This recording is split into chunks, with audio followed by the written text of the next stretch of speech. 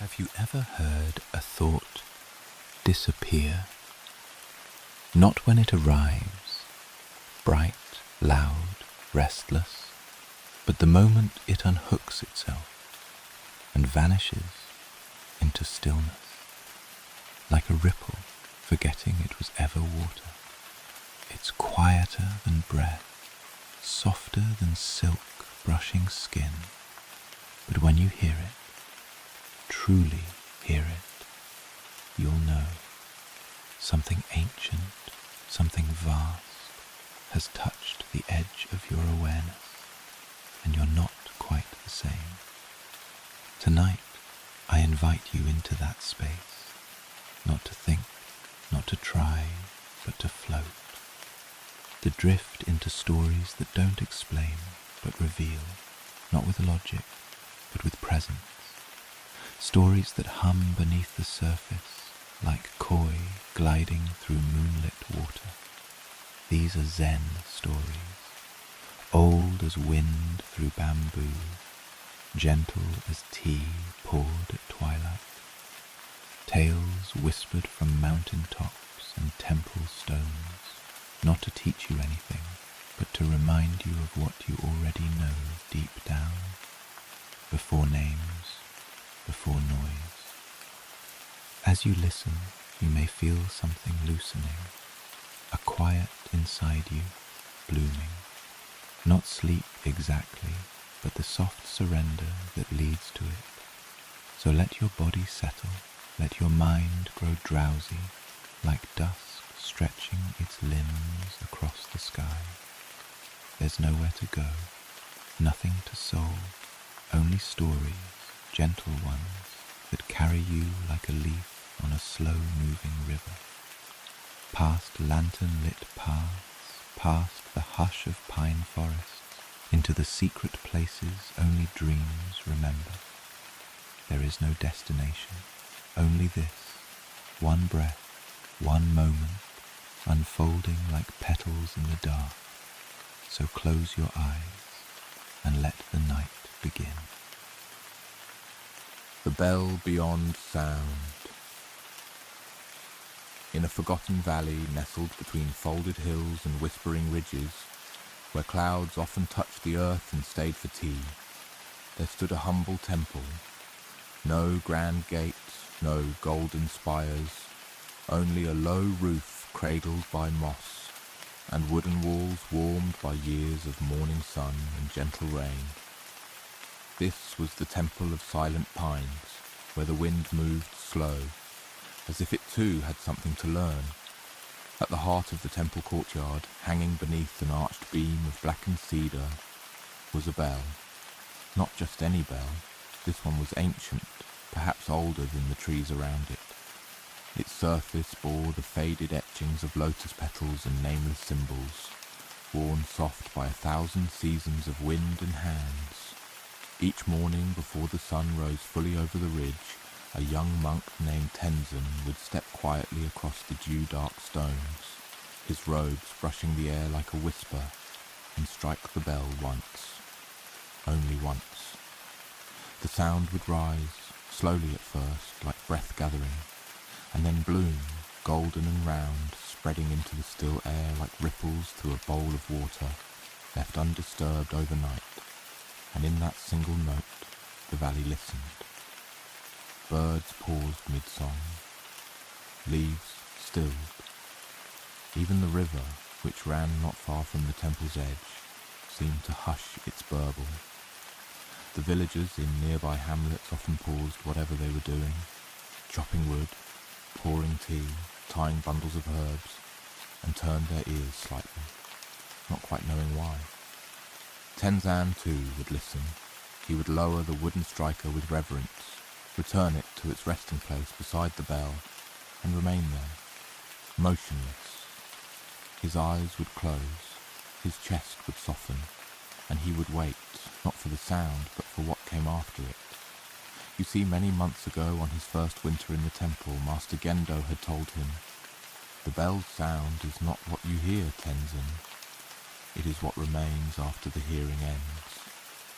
At the time, the young monk had bowed deeply and whispered, Yes, master, as all students do when the lesson is too large to carry all at once. But he did not yet understand. And so each day he struck the bell, and each day he listened, not just with his ears, but with his body, with his breath, with his wondering. And yet, understanding did not come. Weeks became months. The trees turned their colours and let them go. The temple fox disappeared for a while and returned with thinner fur. Rain soaked the stone paths into mirrors, and the scent of wood smoke filled the halls. Still, the bell rang.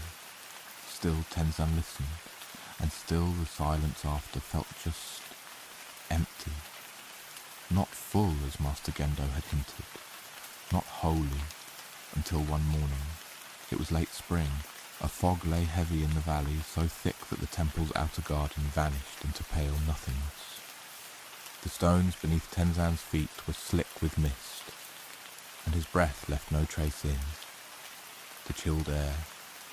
He bowed to the bell, raised the striker, and let it fall, gently, with the weight of surrender. But the sound did not rise as before. It seemed to vanish before it fully formed, swallowed by the fog, absorbed by the quiet. No echo, no lingering hum, just absence. Tenzan stood longer than usual, confusion softening into stillness. A different kind of listening began to grow in him, one that had nothing to do with ears. And then something in him moved, not a thought, not an idea, just a quiet tug behind the heart. He turned and walked, past the moss garden, past the stone lantern smudged with lichen, down a path he rarely took, the one that curved behind the temple into a part of the forest where the light changed direction and time seemed to thin. He walked without aim, no sandals, no staff, just silence at his back, and that same quiet question curled gently in his chest. Hours may have passed, or none at all. Eventually the path dissolved into a grove of slender birch trees, and there, half hidden among ferns and moss, was a pond, small, oval, still as breath held in wonder. No frogs, no wind, no falling leaves, just the water holding the sky like a memory. Tenzan sat on a smooth rock beside it, and for the first time in many moons he did not try to understand. He simply was. Birdsong returned in the far distance. A drop of water fell from a leaf overhead and disappeared into the pond without a sound. And in that moment, somewhere between presence and forgetting, he felt it. The bell, still ringing, not in the air, not in his ears, but in the spaciousness inside him. It had never stopped. It had only become quieter than sound, wide as sky, deep as sleep. The silence that remained was not empty. It was listening, and Tenzan, he was not listening to it. He was part of it. He breathed out slowly, the exhale longer than the inhale, and felt something loosen inside. Some old knot of striving or searching, untied by stillness itself. When he returned to the temple, Master Gendo was sweeping the courtyard with a straw broom, his movements slow and even. He did not look up, but after a moment he spoke. "You heard it?" And Tenzan nodded, though no words rose. From that day on he struck the bell the same way. Once, gently, but his listening had changed. He no longer waited for the sound to end.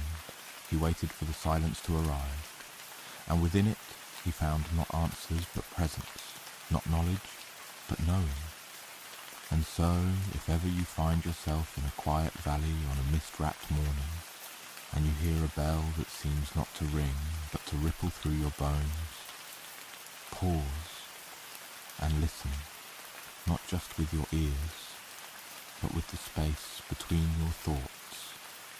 You may find yourself not hearing, but being heard. And you may wonder, gently, what have I been missing beneath all the noise? the whispering bamboo grove. Beyond the mountains where the clouds seem to drift like soft silk, there lies a village wrapped in the quiet breath of dawn. It is a place where time moves differently, not faster, not slower, but as if it were simply listening. Near this village, a bamboo grove rises tall and slender, its stalks swaying with a voice only the stillest hearts can hear. An elderly woman named Hana lived on the edge of this grove. Her small wooden house smelled of cedar and jasmine tea. Every morning she would step outside as the sun stretched its fingers across the sky and walk slowly beneath the bamboo, letting the shafts of light sift through the green canopy above like scattered emerald jewels. She called it her sanctuary. The bamboo, with its graceful boughs and whispers, seemed to welcome her. The leaves would tremble gently, and the hollow stalks would sing soft songs when the wind passed through. Hana's days were simple. She tended her garden, brewed tea, and listened, not just to the sounds, but to the spaces between them, the silence that breathed life into every moment. One morning, as the mist curled low over the earth like a pale river, Hana found a young traveller resting beneath a great bamboo stalk. His eyes were heavy with fatigue and questions. He looked up as she approached, and she smiled kindly. "Come," she said softly. "Walk with me." Together they moved slowly through the grove, the bamboo whispering around them like a secret language. "Why do you listen to the bamboo?" the traveller asked. Hana paused, looking up at the slender stalks bending like dancers in the morning light. "Because the bamboo teaches us how to live," she replied. "How so?" he pressed, curiosity threading through his tired voice. "The bamboo bends with the wind, but it does not break," Hana said. "It yields, and in yielding it finds strength. It whispers not to shout and sways not to fall. It listens to the world, and in listening, it grows." The traveller looked doubtful, but said nothing. They continued walking, and soon the sun began to burn away the mist, casting dappled patterns on the forest floor. Hana stopped beside a small clearing where a single bamboo stalk stood taller than the rest, its leaves shimmering gold in the sunlight. "See this one?" she asked. "It has weathered many storms. Its bark is scarred and worn, but it still reaches skyward." The traveller ran his fingers along the rough stalk. "What keeps it standing?" he asked. "Quiet courage," Hana whispered, "and the wisdom to bow when the winds roar." They sat together on a mossy stone. The traveller closed his eyes, breathing deeply the cool, fragrant air. Minutes passed like droplets falling into a still pond. When he opened his eyes, the bamboo grove seemed to hum with a gentle energy, as if the very earth beneath them was alive with whispered stories. "Will the bamboo always be here?" the traveller asked softly. Hana smiled, her gaze steady. "The bamboo lives in the space between wind and stillness," she said. "It teaches us that strength is not in resistance, but in embracing the flow. So long as we remember to listen, the bamboo song will never end." The traveller looked out at the grove, feeling the quiet wisdom settle deep within him. As the sun climbed higher, he rose to leave, carrying with him a newfound sense of peace. And somewhere, in the gentle rustling of bamboo leaves, a question lingered. What might you learn if you listened, not to words, but to the whispers beneath them? The lantern on the mountain path. Far beyond the familiar hum of the village, where the air thins and the world widens into quiet vastness, there lies a mountain path that twists and turns beneath towering ancient pines and moss-covered stones.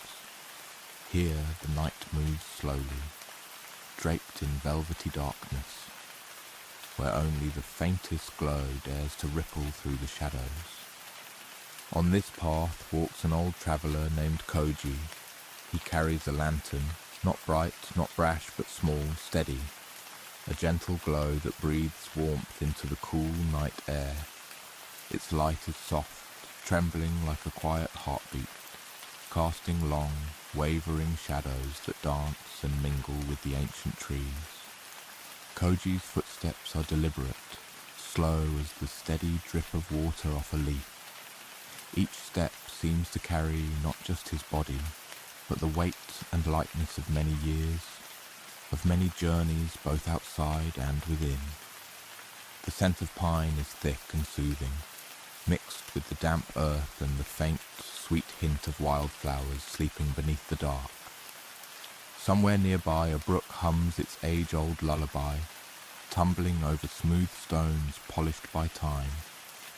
The night air tastes cool on Koji's tongue, sharp with the clarity of stars shining above like silent candles scattered across the black silk of the sky. At a gentle bend in the path where the trees open slightly to reveal a small clearing bathed in silver moonlight, Koji pauses. He lowers the lantern, resting it softly on a mossy stone, careful not to disturb the delicate peace around him.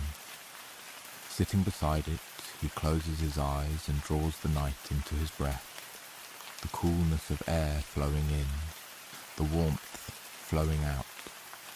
In the quiet of this moment, memories rise slowly like mist. He remembers the words of his teacher, spoken long ago beneath a sky just like this one. The lantern's light does not banish the darkness. It only reveals the path for those who choose to walk it. The simplicity of these words is a kind of gentle mystery. The darkness is not an enemy to be defeated, but a companion to be understood. The light is not a weapon, but a guide, soft, humble, persistent. Opening his eyes, Koji gazes down the shadowed trail. The path curves away, disappearing between the thick trunks of ancient pines. The lantern's flame flickers quietly, trembling with the breeze that barely stirs the air. He wonders, is the path truly illuminated by this lantern, or has the light always been inside the traveller's heart, waiting to be seen? With a slow breath, Koji stands and resumes his walk. The lantern swings gently at his side, its glow steady but modest. The forest breathes with him, the crunch of dry needles underfoot, the soft rustling of unseen creatures in the brush, the distant call of an owl, all become part of a gentle symphony. His own breath is a slow wave rising and falling, a reminder of life flowing steadily through stillness. Halfway along the path, Koji notices a young woman seated on a fallen log, her eyes closed in calm repose. Her face holds a serene quiet that draws him near. She opens her eyes when he approaches, their deep brown depths reflecting the lantern's glow. "Why do you carry the lantern?" she asks softly. "To find my way," Koji answers. "But the path is dark," she says, "and the light seems so small." Koji smiles with the warmth of understanding. It is enough. She looks at him thoughtfully, as if weighing the truth of this simple statement. "Sometimes," Koji continues, "the smallest light holds the deepest truth." They sit together in silence, the forest cradling them in its tender embrace. As moments stretch, the woman's expression changes, softening, opening. When she rises to continue, Koji notices a new light in her eyes, a quiet glow that seems to come not from the lantern, but from within. Together they walk the last stretch toward the mountain's peak, where the sky widens like a great ocean overhead. Stars spill across the night in endless constellations, their silver shimmer washing over rocks and trees, bathing the world in ancient light. Koji places the lantern down and stands quietly, feeling the vast stillness settle deep inside him. In this great silence he understands. The path was never truly dark. The light was never truly small. The path waits for the traveller's steps. The light waits in the traveller's heart. The lantern's glow becomes a question, flickering gently in the night. When the world fades to shadow, where does your light come from? When all else is silent, what guides your way? The mountain holds no answers, only space. Space to rest, to wonder, to simply be. And in this space the traveller finds a calm deeper than words, a knowing quieter than thought. So, when you feel lost in the dark, remember the mountain path. Remember the gentle glow that need not banish night, only reveal the next step. And listen for the light within you, always waiting to be seen. The quiet garden. In a small, ancient village nestled between gentle, rolling hills that seemed to cradle the sky itself, there was a garden unlike any other, a secret held softly between the roots of old cedar trees and the quiet whisper of jasmine flowers. The garden's gate was carved from weathered cedar, its wood smooth and worn by decades of wind, rain, and the touch of countless hands. It stood slightly ajar, inviting the curious and the weary alike into a world that seemed to exist just beyond the ordinary flow of time. An old gardener named Aiko lived beside this garden, her house a simple wooden cottage framed by creeping ivy and moss that glistened with morning dew. Each day before dawn had fully stretched her rosy fingers across the sky. Aiko rose and stepped into the garden. Her movements were slow, deliberate, as though she was walking a sacred path rather than merely tending plants.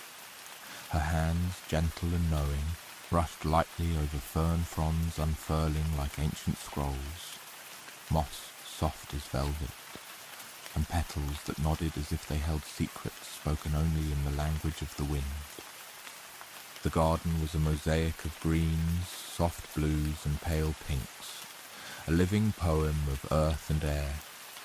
It was a place where the noisy bustle of the world outside fell away, replaced by the gentle music of dripping dew, rustling leaves, and the distant soft call of birds awakening to the day. Aiko believed the garden was more than just a collection of plants. It was a sanctuary, a quiet sanctuary where the restless heart could find rest and the noisy mind could find silence. It was a place to slow down, to listen not only to nature's songs but to the silence between those songs, the quiet spaces where true understanding blooms. One misty morning, just as the first rays of sunlight began to filter through the leaves like golden threads, a young man came to the garden's gate. His shoulders were heavy with the burdens of many restless thoughts and sleepless nights. The tension in his face softened the moment he stepped through the gate, as if the garden itself exhaled a welcome that seeped deep into his bones. Aiko met him with a gentle smile, her eyes bright with quiet kindness. She motioned for him to walk slowly with her among the plants, to feel the earth beneath their feet and the coolness of the morning air against their skin. "Why does this garden feel so still?" he asked, his voice barely above a whisper, touched with wonder. Aiko led him down a narrow stone path to the heart of the garden, where a small pond lay nestled like a secret. Its surface was smooth and glassy, reflecting the sky and the branches of the whispering trees overhead. Tiny ripples flickered across the water, stirred by a soft breeze that carried the scent of jasmine and damp earth. "The garden listens," she said softly, kneeling beside the pond, "not with ears, but with presence. It does not hurry or rush. It simply is." The young man crouched beside her, gazing into the clear water. He saw his own reflection shimmer and change with every ripple, a delicate dance between stillness and movement. "Is that why I feel calmer here?" he asked, the tension in his voice easing as he spoke. "Yes," Aiko replied gently, "because here you are invited to be still, to breathe deeply, to watch without judgment, and to rest." They sat together by the pond, the world quiet except for the soft rustling of leaves and the faint drip of dew falling from the branches. The air was cool and fragrant, and the calm seemed to settle around them like a soft blanket. "The garden teaches us patience," Aiko said, her voice barely above the breeze. "It teaches us about holding space for growth, even when that growth is slow or unseen." The young man thought of his own mind, often racing ahead like a restless river, filled with worries and desires. Here, in the garden's quiet embrace, he felt a different rhythm, one of gentle unfolding and quiet waiting. "Can I learn to be like this garden?" he asked, looking up at her with hopeful eyes. Aiko smiled, the lines of her face softening in the morning light. "Every day is a chance to plant stillness," she said, "even in the smallest moments, like a seed resting quietly beneath the soil, waiting for the right time to grow." She reached out to touch a tender shoot just emerging from the earth, its tiny leaves unfolding slowly, hesitantly. "Growth is not always visible," she continued. "Sometimes it is happening deep below the surface, in places we cannot see. And sometimes it is simply the act of waiting, patient, unhurried, open to whatever may come." The young man breathed in the cool, fresh air again, feeling the softness of the moss beneath his hands and the subtle warmth of the sun beginning to rise. A quiet hope stirred in his chest, a seedling of peace growing stronger with each gentle moment. When the sun climbed higher and spilled golden light across the garden, warming the petals and leaves, the young man rose to leave. As he walked back through the gate, the garden seemed to breathe with him, its quiet blessing carried softly on the breeze. And as he disappeared down the path toward the village, a question lingered in the air like a whispered invitation. What might grow in the quiet spaces you hold? And now, as the last light of day softly fades beyond the horizon, we return once more to the quiet question that has traveled gently with you through these stories. What might you hear if you simply listen? Not just with your ears, but with your whole being, to the stillness within and to the subtle whispers of the world around you. In this vast silence, wrapped in the soft embrace of night, there is a calm that waits patiently, a calm that asks nothing, yet offers everything: peace, rest, and the tender unfolding of dreams. The stories you have heard are like gentle ripples on a quiet pond, each one carrying a thread of that quiet mystery, weaving together a tapestry of stillness and insight. Let these threads weave themselves now into the fabric of your sleep, guiding you deeper, ever deeper, into a place where the mind can rest, the heart can soften, and the soul can drift freely on the currents of peace. Thank you for sharing this moment, this journey, this quiet space. If you feel called to return, to explore more whispers of wisdom and calm, I invite you to subscribe so that you may find your way back whenever you need. For now, Allow your breath to slow, your muscles to release, and your mind to settle like gentle snowfall on a silent forest floor. Sleep well, dear traveler, cradled by the stillness that surrounds you, held safe by the quiet mystery that gently unfolds with every breath. Good night.